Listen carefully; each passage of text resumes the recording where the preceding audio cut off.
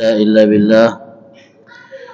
Subhanaka la ilma lana illa ma 'allamtana innaka antal alimul hakim. Rabbi shrah li sadri wa yassir li amri wahlul 'uqdatam min lisani yafqahu qawli wasaddid lisani wahdi qalbi bijahin nabiyyi wa ali wa sahbihi. Allahumma aghnina bil ilm wa zayyina bil hilm wa akrimna bit taqwa wa jammilna bil afiyah ya arhamar rahimin. Hadirin yang dirahmati oleh Allah Subhanahu wa taala, alhamdulillah, puji dan syukur kita panjatkan kehadirat Allah atas limpahan nikmat yang Allah karuniakan kepada kita. Salawat dan salam semoga tercurahkan kepada junjungan kita Nabi besar Muhammad sallallahu alaihi wasallam beserta keluarga, sahabat dan pengikut setia beliau sampai akhir zaman. Mudah-mudahan kita semua kelak akan mendapatkan syafaat dari Rasul sallallahu alaihi wasallam pada hari kiamat nanti. Amin ya rabbal alamin. Hadirin yang dirahmati oleh Allah Subhanahu wa taala,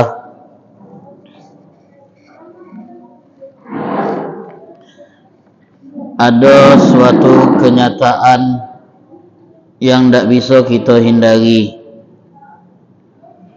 Seorang penyair pernah menyatakan, wasittatun talhaquna indal kibar. Ada 6 hal yang akan kita alami kalau kita masuk ke usia tua. 6 hal yang akan kita alami kalau kita sudah masuk usia tua. Allah berfirman dalam Quran, Allahul ladzi khalaqakum min dha'fin thumma ja'ala min ba'di dha'fin quwwatan thumma ja'ala min ba'di quwwatin dha'fan wa syaiba yakhluqu ma yasha'u wa huwal alimul qadir. Allah menciptakan kita dari lemah. Kita awal diciptakan oleh Allah, lahir ke muka bumi melalui rahim ibu-ibu kita dalam keadaan lemah. 2 tahun kita belum bisa ngomong dengan lancar, berjalan kita tak tete, bertahap kita untuk pacak dan menjadi kuat. Kita diciptakan oleh Allah dari lemah. Kemudian dari lemah tadi Allah jadikan kita kuat. Masuk fase usia muda, dewasa. Di usia itulah kita kuat, semangat dan produktif. Lalu kata Allah, summa ja'ala min ba'di quwwatin dha'fa. Setelah Allah kasih kita kekuatan saat masuk fase usia muda, Allah kembalikan lagi kita menjadi lemah, yaitu masuk fase tua, wasyaibah, dan menua. Nah, kalau kita sudah masuk ke marhalatu asy-syaikhukhah, yaitu fase tua, umur 60 tahun ke atas atau 70 tahun ke atas, maka fisik kita pun mulai melemah. Kekuatan kita pun mulai berkurang. Apa yang dulu pacak kita gawekan di waktu muda, tak pacak lagi kalau sudah tua. Usaha apapun yang kita lakukan untuk menolak tua, tak pacak juga. Pasti nak tua tu lah badan ni, Pak. Seorang atlet, Pak, binaragawan, nyago kebugaran, umur 70, otot-ototnya lembek kalau. Turun ke bawah kalau, mana pacak dia. Bapak pasti tahu, Pak, artis Hollywood. Siapa yang jadi gubernur? Andre. Nah, itulah kalau nyebut namanya kami. Schwarzenegger itu nah. Dulu hebatnya nih otot-ototnya. Sekarang umurnya 70. Gailah keriput. ngangkat beban tak baca lagi, ngawak badan dah susah sudah Pak, jangan ngawak beban, ngawak badan lah susah. Tubuh kita ni dah acak nolak tua Pak. Kalau ada pil yang pacak nolak tua, nak beli pasti bapak-bapak ni, kami juga beli Pak. Katik orang yang jual pil nolak tua mana Pak Tejo? Ada pil yang nolak tua Pak, ada. Apa dia? Pil mati dia. Jadi jangan makanlah sebelum tua. Jadi tak tua dia. Tak pacak Pak. Sampai ada seorang pernah berkata seperti ini. Saat dia nak nutupi ketuannya dengan nyemil rambutnya biar tak kejinguan tua. Karena kan uban itu identik dengan tua. Jadi dia semil rambutnya biar tak kejinguan tua. Apa kata dia? Nusabbiru a'laha wa ya'ba asluha. Kami pikok hitam bagian pucuk, bagian bawah nolak. Nombor masih nak putih itulah. Pucuknya kami merah kan, kami hitam kan, biar tak kejinguan uban. Tapi pas dia manjang, muncul nak putih itulah. Nolak usulnya Pak. Bagian oyot akar rambut nolak. Nyangkut kita kalau pucuk kita hitam ni keluar hitam. Tidak, masih nak putih dulu lah. Nah tak baca gitu nak nolak tua tu tak baca. Ada seorang yang sudah masuk usia senja, dia ngomong sama anaknya, Azuhairu hal an syaibatin min ma'dilin. Wahai putriku, ada tak cara agar supaya kami ni tidak menua? Atau adakah jalan supaya kami pacak kembali muda cak dulu? Tak baca. Nak balik muda lagi baca tak Pak Tejo? Tak baca. Pak Sakit ni? Bukan Pak Sakit, salah. Pak Bambang. Tak baca gitu. Ada momennya galau. Ada budak-budak muda umuran masuri. Tengok kakek-kakek jalan bungkuk. Diuyuk-inyok, pernah cerita kami kan? Diuyuk-inyok oleh budak muda tu. Kek, bosu mana, meli di mana? Tak usah meli, minjem Ustaz Jondi weh. Banyak dia. Kek, bosu mana, meli di mana? Bungkuk kakek tu, badannya cak bosu Pak, mengkok. Uji kakek tu, tak perlu kamu nanya harga berapa, kamu dapat dewek gratis, tunggu weh. Jadi kalau tua memang semua daya tahan tubuh kita melemah, fisik kita melemah, kebugaran kita melemah. Ada penyair mengatakan yang tadi kami baca, wasittatun talhaquna indal kibar. Ada 6 hal yang akan kita alami saat kita menua. Ta'assurul masyi kahalatis sigar. Jalanlah dak kuawo. Kadang kita nemui Pak wong yang sudah tua ni jalan yang ngeret. Jalan yang ngeret. Kaki tu tak diangkat lagi. Ngesot-ngesot jalan tu. Lembet pula. Kebenaran kita ketemu masuk lorong kecil situ. Dia depan kita nak ke masjid. Oh, jalan lembetnya dia ngeret-ngeret. Jadi kita lama nunggu dia kita angkat. Kita gendong biar cepat aja kita kan. Lembet kan. Kadang-kadang siang kita nyengoknya jalan tu lembet kan. Ngesot-ngesot lah. Kaki tu tak diangkat, ngeser berdikit-dikit, dikit-dikit. Cak bayi persis. Cak bayi yang baru belajar berjalan, Pak. Tak stabil lagi kaki ni nak nahan tubuh. Tak kuat lagi kaki ni. Ada yang bahkan tak baca berjalan lagi dan menghabiskan sisa usia di pojok kasur. Memang ada yang masih kuat fisiknya, Pak. Ada. Umur 80 masih kuat. Maraton keliling PS itu aduh. Tapi umumnya orang tua mengalami fase ini Pak, lemah fisiknya Pak. Kakinya itulah tak kuat lagi untuk nopang tubuhnya. Jalannya pelan ya. Ta'assurul masyi kahalati sigar. Jalannya tidak seimbang, tidak stabil seperti keadaan anak kecil yang baru belajar berjalan Pak. Itu yang pertama. Wa qillatus sam'i wa qillatul basar. Yang kedua pendengarannya mulai kurang. Faktor usia. Jadi kalau kita ngomong tu dia banyak itu kupingnya lah tak dengar lagi. Kalau ngomong kita harus parak-parak nian. Parak telinga nian biar jelas omongan kita. Wa qillatus sam'i, kuping mulai tak dengar. Hadirin yang dirahmati oleh Allah Subhanahu wa taala. Itu yang kedua. Yang ketiga, wakilatul basar, mata mulai gabun. Nengok dari jauh, siapa tu? Tak kata lagi. Nengok duit, jelas baru nengok duit. Ini 1,000 ini. Tak baca kau nak mudi gas tu. Aku memang kabur, tapi ingat duit tak kabur aku. Tahu lah aku warnanya merah, biru, tahu aku. Boleh lah bapak ini gitu. Tapi kalau nengok orang tu kadang tak cirin dia. Ngidik-ngidik dulu. Masak. Oh kau ini, minta maaf, mata ni tak kata lagi. Wakilatul basar, mata mulai lah gabun. Gabun jauh, gabun dekat, faktor umur. Hal normal. Al-amru idza tamma bada'a naqsu. Segala hal kalau sudah sempurna, apa lagi Pak? Targetnya sudah sempurna, maka dia akan mulai mengalami penurunan dan pengurangan. Lah sempurna Pak. Targetnya Pak, jadi wali kota dapat. Ada yang lebih tinggi? Ada. Jadi gubernur naik. Ada yang lebih tinggi? Ada. Jadi menteri.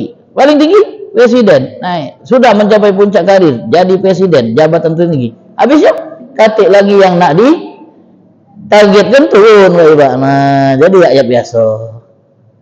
Segala sesuatu kalau sudah masuk fase sempurna pasti akan kurang. Kita Pak masuk di fase sempurna usia kita di umur 33 sampailah menjelang 50-an ke atas. Itu paling aktifnya tubuh kita, paling bugarnya tubuh kita Pak. Umur 33 itu puncak produktivitas usia manusia, umur 33. Dimulai dari usia remaja, 30. Maka penghuni surga umurnya 33 kalau Pak. Pak Tejok kalau masuk surga umur 33 Pak. Tak katik lagi keriputnya. Amin. Nanda?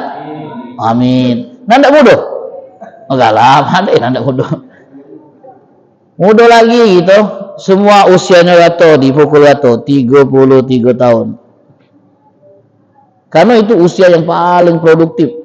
Di puncak-puncak kebugaran tubuh kita umur 33 Pak. Wakilatul basar, mulai pandangan kita kabur, penglihatan kita kabur. Kemudian yang keempat, wakilatul akli idza zadu hadar, makan tak banyak lagi. Makan tu tak banyak lagi Pak, tak nafsu lagi. Nengok ke buli, tak boleh lah. Jangan hidak benyabil lah. Nah, 2 suap. Tapi kalau masih nafsu belum turunian berarti dia Pak. Kalau makan tu kebuli pacak dewean sepiring itu habis, ngemet daging banyak pula, sehat masih ini. Masih bugar gitu. Wakilatul akli idza zadu hadau, makannya mulai dikit. Agak lama-lama tak baca lagi makan keras-keras. Pempek telur tak tergigit lagi dia. Makan yang lembut-lembut. Bolu. Agak ujung-ujung bubur. Agak ujung-ujung bukan bubur lagi, cairan ni impus be cuma baca masuk badan. Makanan tak baca lagi, lalu manian fisik. Wakilatul akli idza zadu hadar wa kasrat wa naumu bainan nas min ghairi sahal. Mudah capek dan letih dan cepat tertidur. Depan-depan tidur. Nah, bangun masuki. Belum turun ya masuki. Cepat tidur, padahal tidak gadang. Badan tu lemah nian. Duduk-duduk lagi acara, tidur dia. Tidur dia. Badan ni sudah ada lagi. Tidur. Agak lagi kondangan, orang lagi organ, tidur dia. Tidur dia. Orang lagi makan, bangun. Tak baca tidur dia. Bangun lagi makan. Tidur. Badan ni capek. Cepat lesu. Padahal tidak begadang. Wajar kalau begadang lain. Tidak begadang dia. Nah, kemudian yang terakhir. Mudah ngantuk kalau untuk yang terakhir. Ini yang paling parah. Wa kasratun nisyani ada hawa amar. Mulai pelupa. Sebelum dia pikun, dia pelupa dulu. Belum pikun. Tapi lupa. Ngomong tu ngulang-ngulang. Aku ni belum makan ni. Piring belum cuci. Ngomong belum makan. Sudah bu uji anaknya. Ini piring ni masih kotor, belum cuci. Acaknya belum. Itu nasi masih di sini no. Belum. Lupa padahal belum 2 menit kelar makan. Lupa sudah. Lupa dia. Makan obat lupa. Sudah tadi tuh, belum Pak, ini belum dibuka. Sudah tadi. Nah, mulai penglupa. Puncak-puncaknya pikunnya, ndak tahu siapa-siapa. Kau ni siapa? Aku ni anak ibu tulah yang paling tua. Siapa nama kau? Nama kita lupa lagi. Dengan diri dewek dia lupa. Nah, di saat itulah tiket surga Allah tawarkan sama kita. Nak diurusnya apa tidak? Kalau kita urusnya, boleh surga. Kalau kita sengah-sengah ngurusnya, berarti kita nolak tiket surga. Kenapa kau ngurusi bapak kau yang sudah pikun itu? Kenapa tak nyewa pembantu baik? Tak capek kau ngurus dia? Tak kesel kau ngawat dia? Dia kan tak tahu lagi siapa yang ngurusnya. Tak tahu mana anaknya, tak tahu mana mantunya, tak tahu mana orang lain. Buat apa kau ngawat dia lagi? Etip ke bela, upah ke bela, biar kau tak repot, tak ganggu gawian. Kata anak ini, iya bapak aku memang tak tahu dengan aku, tapi aku tahu bapak aku itu. Dia memang tak tahu dengan aku, pikun sudah. Tapi aku tahu siapa dia. Ada aku tidak nak ngurusinya. Kata anak yang bakti. Kata anak yang bakti. Ini yang paling parah, Pak. Wa kasratun nisyani ada hawa amar. Ini yang paling parah dan yang paling pahit yang dialami oleh wong yang masuk usia tua. Sudah mulai pikun dan kehilangan ingatan-ingatannya. Semua ingatannya itu Pak hilang sudah. Memorinya itu sudah lenyap.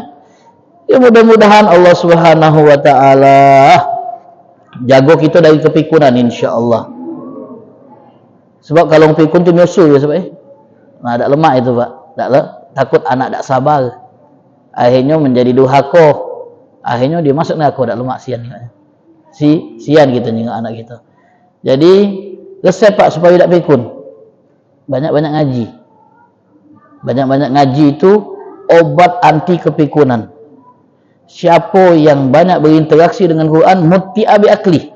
Akalnya akan dijaga fungsinya. Walaupun dia mencapai usia 100. Kata Ibnu Taimiyahnya. Walaupun dia mencapai usia 100, kalau hari-harinya sama Quran, mutti'a bi aklihi, dia akan dijaga fungsi akalnya. Mudah-mudahan Allah Ta'ala jaga fungsi akal kita. Amin. Hadirin yang dirahmati oleh Allah, kita melanjutkan kajian kita. Hari ini kita membahas tentang sirah Nabi Sallallahu Alaihi Wasallam. Masih membahas peristiwa yang terjadi antara tahun 4 dan tahun 5. Nah, di kisaran tahun itu ada perang yang Nabi Sallallahu Alaihi Wasallam lakukan, namanya perang Zatul Riqa. Dinamakan perang Zatul Riqa karena bendera yang dibawa oleh Nabi SAW robek kemudian dijahit, ditambel. Tampelan itu namanya riqa. Dinamakan Zatul Riqa karena pada saat itu panji bendera yang dibawa robek kemudian ditambel. Ada ulama yang mengatakan dinamakan perang itu Zatul Riqa bukan karena sebab tersebut.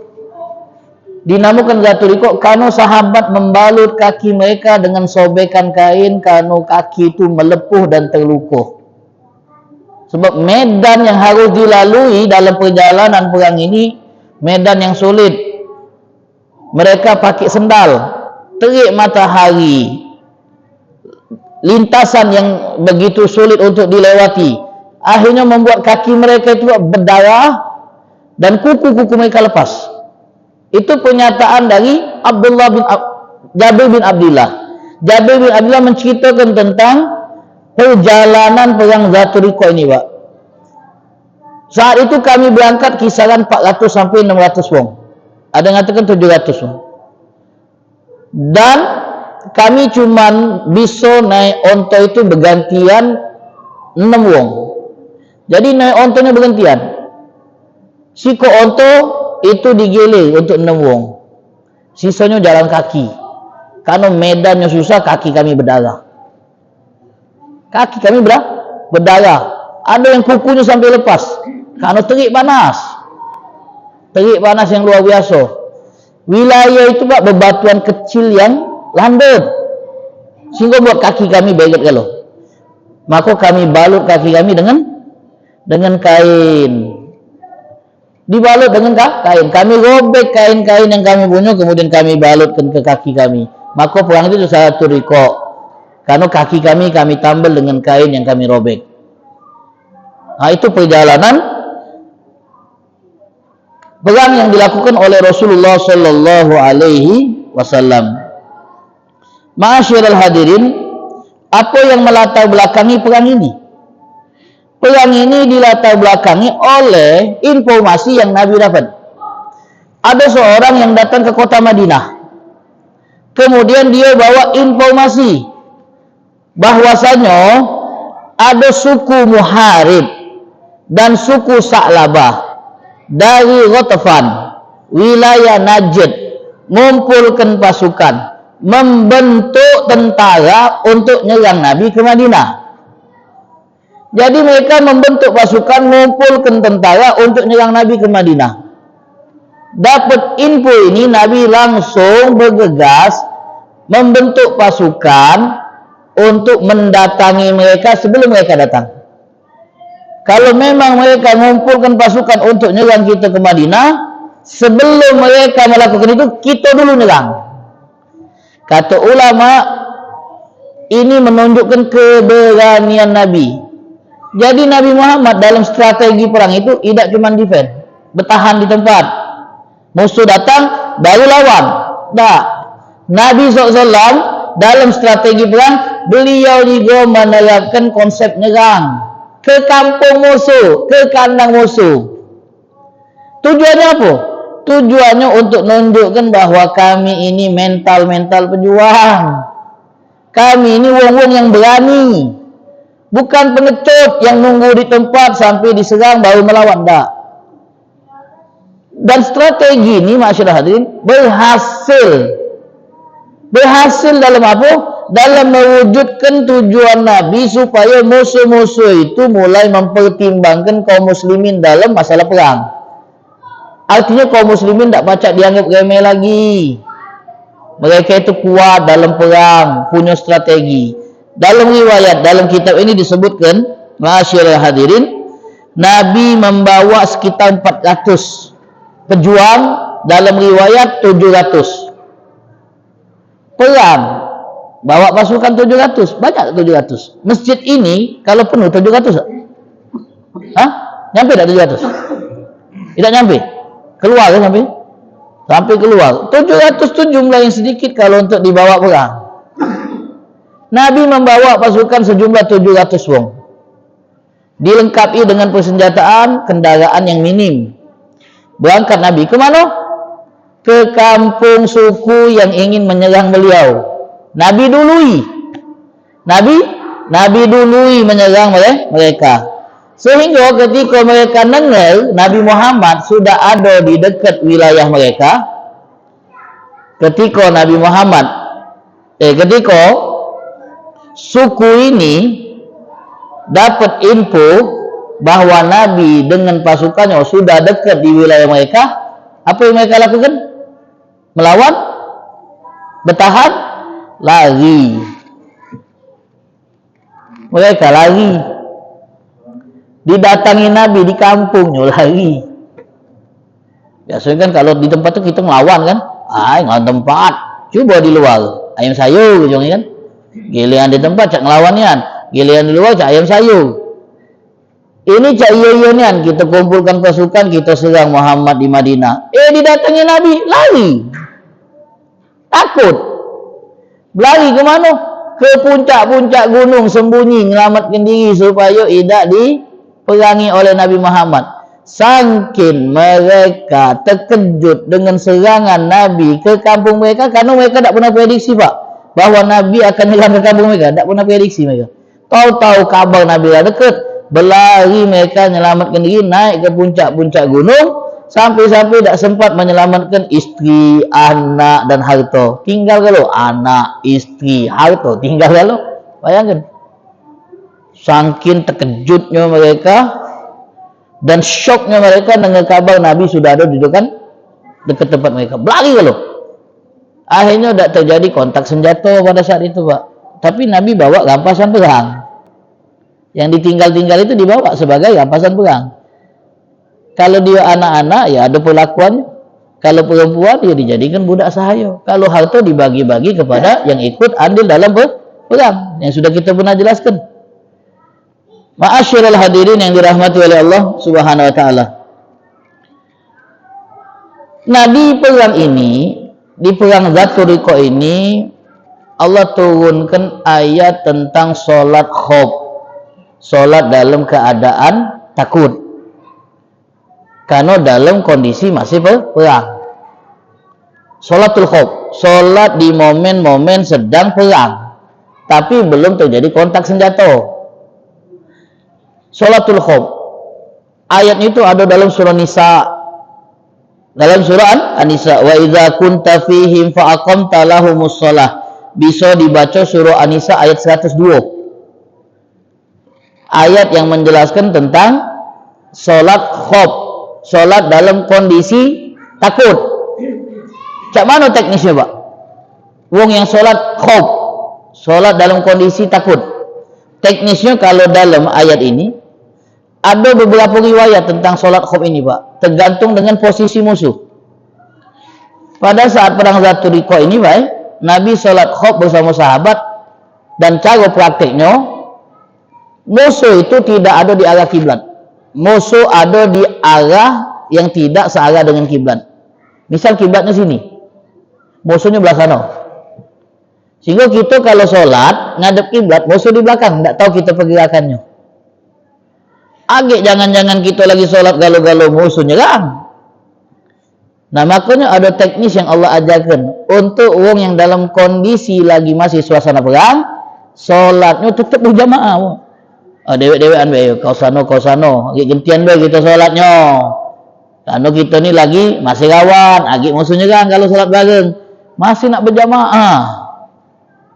Padahal kalau kita bayangkan, Pak, kalau kita bayangkan, sholat dewek-dewek secara bergantian itu lebih menjamin keselamatan dan keamanan, karena konteksnya lagi perang. Tapi Allah perintahkan masih sholat berjamaah, menunjukkan pentingnya sholat berjamaah tadi. Di momen-momen genting itu masih disuruh berjamaah, namun teknisnya berubah. Musuhnya ada di belakang kiblat. Apa yang dilakukan? Hadirin yang dirahmati oleh Allah, Nabi membentuk rombongan menjadi dua kelompok, dibagi. Kalau tadi 400 dibagi 200. Kelompok pertama melok sholat sama Nabi, kelompok yang lain ngadep ke arah musuh, tak melok sholat. Ngadep ke arah musuh, tak melok sholat. Jadi kalau ada pergerakan musuh, mereka yang akan menghalau, yang lain biar sholat. Perhatikan ini caranya ini. Kemudian kalau Nabi lah tegak untuk rakaat kedua, yang semayang melok Nabi itu neruskan sholatnya dewean. Dia neruskan sholatnya dewean. Nabi tegak, yang melok tadi neruskan dewean, dan menyelesaikan sholat itu tidak sama Nabi lagi, mufaraqah dia, sholat dewean. Selesai mereka sholat, bubar, gantian mereka yang berjago di depan arah musuh, yang tadi nyago melok sholat sama Nabi, melok sholat sama Nabi Sallallahu Alaihi Wasallam. Kemudian mereka takbir melok Nabi, sholatnya 2 rakaat. Nabi sujud, mereka melok sujud. Nabi tahiyat, mereka kurang 1 rakaat. Mereka tegak untuk menyempurnakan rakaat yang kurang. Nabi tetap dalam posisi tahiyat, nunggui mereka yang masih tegak. Agak setelah mereka tahiyat, kalau salamnya bareng, agak beda kan sholatnya kan? Nah, itulah sholat, namanya sholat al-khauf, sholat dalam keadaan suasana perang, tapi belum terjadi kontak senjata. Ini kalau musuhnya arahnya tidak searah dengan kiblat, sehingga tidak bisa dibaca pergerakannya. Kalau musuhnya searah dengan kiblat, beda lagi caranya, melok galau semayangnya. Mas Bondan nih, melok galau semayangnya. Semayangnya bareng. Galau-galau melok 400 semayang galau. Teknisnya mak mana, Pak?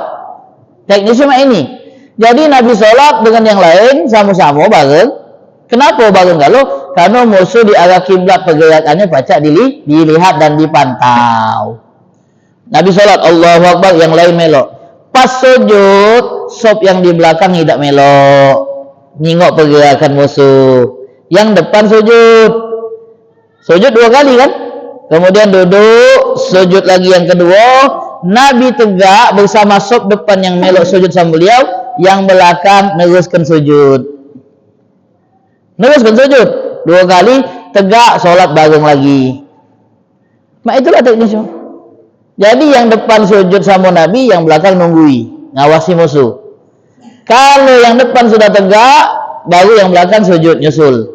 Agak terakhir, pas Nabi sujud yang kedua, tahiyat, yang itu melok sujud nyusul, tahiyatnya bareng, salam bareng. Caranya Pak. Tapi hebatnya, menunjukkan betapa pentingnya ibadat solat dalam Islam. Tak bisa kita menggugurkan solat karena alasan-alasan apapun. Di tengah suasana genting lagi Bang, solat pun tetap dilaksanakan dengan cara berjamaah dan bergantian. Ngapa tak solat? Rapat tak solat. Rapat tak solat. Ngapa tak solat? Ada hal penting yang tak baca ditinggal. Ngapa tak solat? Padahal Nabi dalam suasana perang tetap disuruh oleh Allah solat. Menunjukkan betapa pentingnya solat. Tak ada yang bisa menggugurkan kewajiban solat kecuali tadi orang tua yang kita sebut tadi, pikun. Nah, tak wajib solat lagi. Wong yang akalnya tak fungsi baru tak wajib solat. Selagi akalnya fungsi, tidak solat, tetap wajib solat. Sakit terkapar lah dia tetap wajib solat. Kami pernah baca dalam kitab Al-Azkar karya Al-Imam Nawawi. Imam Nawawi mengingatkan, bagi wong yang menderita sakit, jangan menganggap remeh masalah solat dengan mengira sakitnya itu menggugurkan kewajiban solat. Kalau mati dalam keadaan itu tak solat, khawatir gitu. Tapi ma'asyiral hadirin perhatikan, wong sakit yang tetap nyago solat cuman wong yang dulu sehat nyago solat. Tak mungkin wong yang dulu pas lagi sehat solatnya itu males-malesan, kemudian sakit dia nyago solat, tak mungkin. Dia yang sehat lagi salah solatnya, lagi sakit. Wong yang nyago solat ketika sakit cuman wong yang pas sehat dia nyago solat. Cuman itu, selain itu tak kata. Jadi kalau kita pengen tetap pacak solat ketika sakit, jagolah solat kita ketika sehat. Mudah-mudahan Allah Ta'ala jadikan kita termasuk wong yang menjaga solatnya, insyaallah. Amin ya rabbal alamin. Ma'asyiral hadirin yang dirahmati oleh Allah. Nah, dalam perjalanan pulang setelah perang Zatul Riqa, Nabi Sallallahu Alaihi Wasallam beristirahat di malam hari. Dan cerdasnya Nabi kita Muhammad, pintarnya Nabi kita Muhammad, sangat hati-hatinya Nabi kita Muhammad, beliau nunjuk 2 orang untuk berjaga. Kami nak istirahat, capek perjalanan perang jauh, pasti sebagian besar pasukan tidur, tapi kita tak boleh tidur galau. Karena musuh selalu ngintai, selalu nyari peluang. Jadi harus ada yang berjaga. Tak boleh ada yang tidur galau. Akhirnya Nabi nunjuk Abbad bin Bishr dengan Ammar bin Yasir untuk berjaga. Mereka pun sepakat bagi waktu menjadi 2. Abbad, kau nyago duluan, aku tidur, kata Ammar.